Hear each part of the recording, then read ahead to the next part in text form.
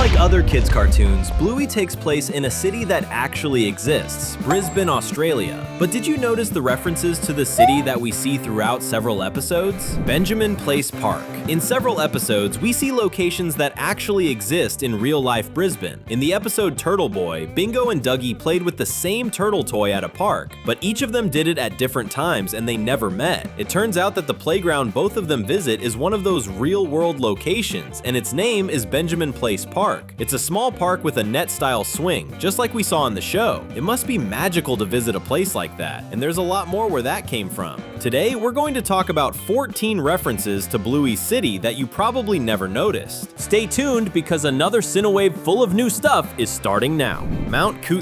In The Sign, the 30-minute special episode, we get to see another classic Brisbane landmark, the Mount Coot Lookout. Some characters visit this location in the episode, including the Healer family and also the couple who almost bought their house. This is the highest point in the city, which is why the lookout offers spectacular views of all of Brisbane. And as if that wasn't enough, you even get free Wi-Fi up there. Not exactly necessary, but it makes this tourist spot even more amazing than it already is. Brisbane Airport. Do you remember the episode Curry Quest? In it, Bandit has to say goodbye to his family to spend some time away from home because of work. This goodbye happens at an airport, but we're not talking about a generic one. It's Brisbane Airport. The real airport is one of the busiest in Australia, with 2 terminals separating domestic and international passengers. In fact, the terminal Bandit departs from in this episode is directly inspired by Brisbane's international terminal, Florence Cafe. Ragdoll is one of those episodes where Bandit shows off his creativity as a dad. Bluey and Bingo want ice cream and ask Bandit to take them, and he even agrees, but only if the girls can carry him all the way to a restaurant while he pretends to be a ragdoll. So where does the Brisbane reference come in? It's very simple. The cafe where they go to buy ice cream looks a lot like Florence Cafe, located in an area of Brisbane called Camp Hill. The place appears when the girls manage to take Bandit there with Wendy's help, finally earning their ice cream as a reward for their hard work.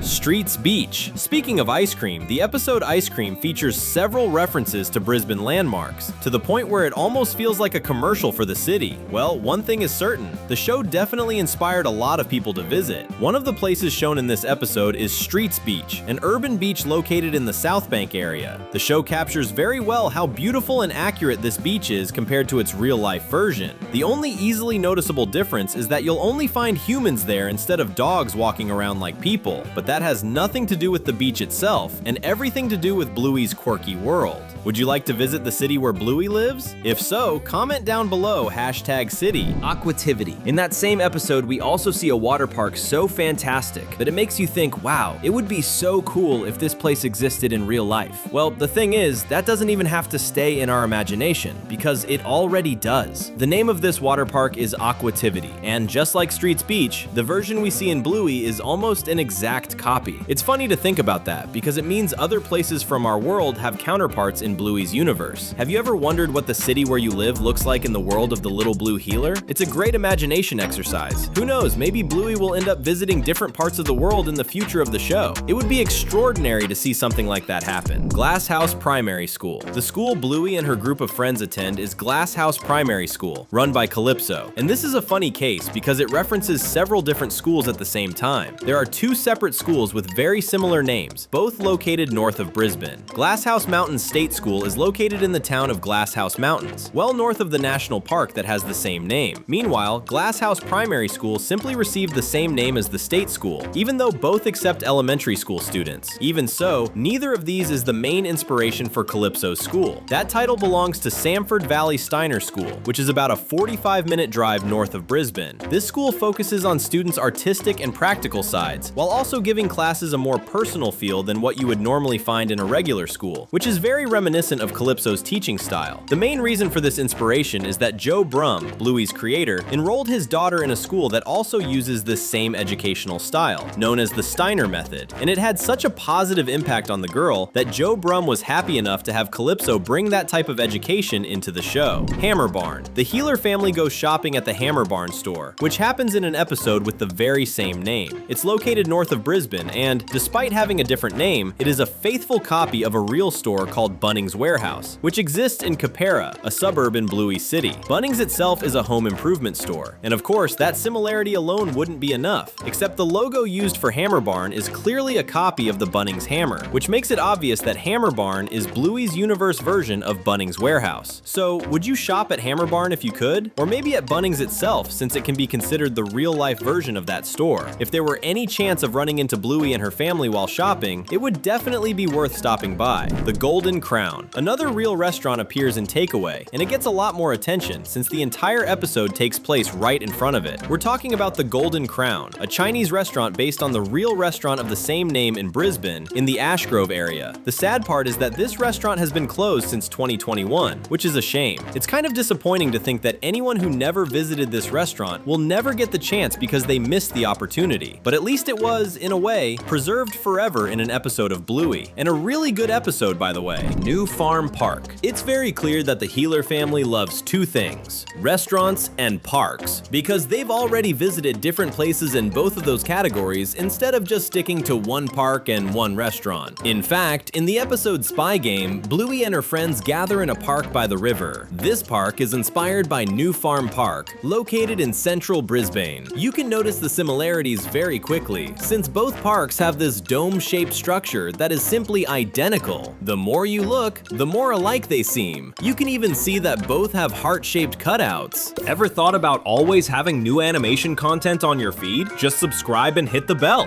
Kolinga Park. Shadowlands, from the first season, will always be remembered as the episode where Snickers and Coco appeared for the very first time. The first of many, by the way. You might even think that Bluey and her friends are just playing in a random field, but that's not the case, because this place has a name and identity: Kolinga Park. As part of Brisbane, it's located at 100 Bertha Street, in the suburb of Kolinga. The site is also known as Anzac Memorial Park, and became a heritage-listed location in Australia on July 3, 2007. The part of the park we see in the episode is the grassy fields in the Central East area, used for things like picnics and playtime, just like Bluey is doing during this visit. The Meyer Center/Uptown. In the quiet game, Bandit and his daughters need to buy a present for Muffin, which leads them to visit a toy store. The shop is located inside a shopping center with street access via escalators. This is basically a direct representation of the Meyer Center, located in downtown Brisbane, which makes it a very popular place for locals, so of course the Heeler family would pass through there in an episode. Interestingly, in 2023, the Meyer store left the Meyer Center, and the shopping center had to be renamed Uptown. As for the store Bandit enters with his daughters, it's probably inspired by Mr. Toy's Toy World, which is still located in the city center. Imagine what it must be like to live in Brisbane and have visited all these places before Bluey was released, and now realize that these once ordinary locations have become settings in one of the best children's shows ever made. It's hard to even imagine how that would feel. Kuramundi Beach. The Heeler family loves to relax, and we see that in a few episodes, like Relax and Stickbird, where they go on vacation at a resort. At this resort, there's a beach that is very likely Kuramundi, which is part of the Sunshine Coast and is about an hour north of Brisbane. A fun fact is that this beach allows dogs, with local authorities permitting them to be off-leash 24 hours a day, 7 days a week. Maybe that's why the beach was included in these episodes. After all, every character in Bluey is a dog. I mean, it's not like there would be any beaches where dogs are forbidden in Bluey's world, since they are the dominant species instead of humans, but it's a small joke that doesn't really make sense within the show itself, yet it's kind of amusing for us watching who know this detail. Latrobe Terrace. This time, the episode where the city is referenced is Dance Mode, the one where Bingo gains the power to make Bandit and Chili dance at any moment, no matter how inconvenient it may be. At the beginning of this episode, the Heeler family is eating at a restaurant. You can already guess this place isn't 100% original, right? It's a reference to the Java Lounge, and this location also appears in the episode Favorite Thing, where this time we can get a better look at the restaurant from the outside. Take the chance and watch the 2 videos we left on the screen.